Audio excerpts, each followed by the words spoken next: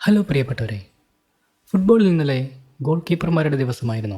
Champions ലീഗിൽ ഇന്നലെ തകർപ്പൻ മത്സരങ്ങളായിരുന്നു നടന്നിരുന്നത്. ബയൺ, ബാർസ, ലിവർപൂൾ ടീമുകളാണ് ഇന്നലത്തെ ചാമ്പ്യൻസ് ലീഗ് മത്സരങ്ങളിൽ വിജയിച്ച ടീമുകൾ.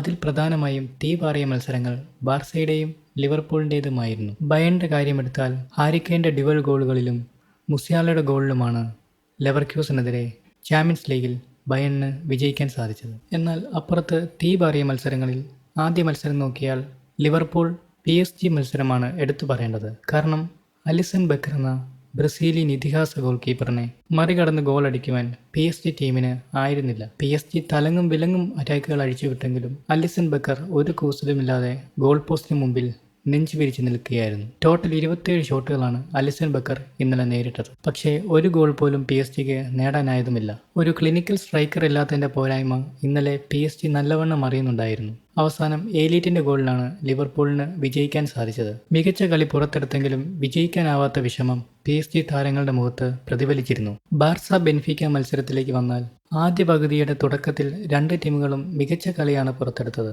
പക്ഷേ ബാർസയുടെ ഡിഫൻഡർ കുബാർസിക്ക് കിട്ടിയ റെഡ് കാർഡ് ടീമിനെ ഒന്നടങ്കം പുറകിലേക്ക് വലിച്ചു.